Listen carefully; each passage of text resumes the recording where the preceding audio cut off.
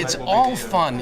Actually, ironically, that is not my character. He's kind of distracted, and he doesn't really speak that way. So it isn't so much that, but it's these things are so enjoyable because of the actual just hanging with everyone and getting to know everyone and actors that you've maybe met but never gotten to work with. And even in a day, you get a sense of them, and you're going over lines and you're picking wardrobe, and it's a capsulized, perfect version of doing a theatrical play.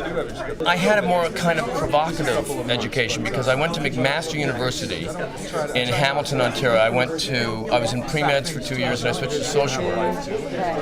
And there was a very, very, very active theatrical community, but none of it was for credit. So I was the president of the Proscenium, which did musicals, and Eugene Levy was in charge of the Shakespeare Society, and Ivan Reitman was in charge of the film committee. So all of us were there at the same time, and learning a great deal, and probably learning with more passion because we weren't doing it for credit. We were doing it for extracurricular, and then tenure and experience also is your education. I think I've done lots of different things. I've done shows where I improvise. I've done Second City 30 years ago, or SCTV.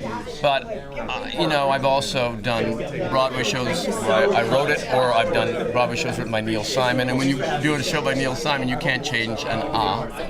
And so it's just different muscles. It's different muscles. This is a reading, so of course you have to respect what you're reading. If there's a shell around your knowledge of it, it would be hard to break that shell. I think some people, through experience, can say, oh, I know what I could have done better now that show is finished. I mean, the irony of an opening night on Broadway is that you will always be better the second month in. It doesn't matter who you are. So I think you can learn, you can improve. You probably, if someone isn't funny, we've seen some of these great, brilliant actors try to do a comedy, you kind of go, no, maybe that isn't a great idea. Anyway, John is a spirit, but he doesn't spark me. And I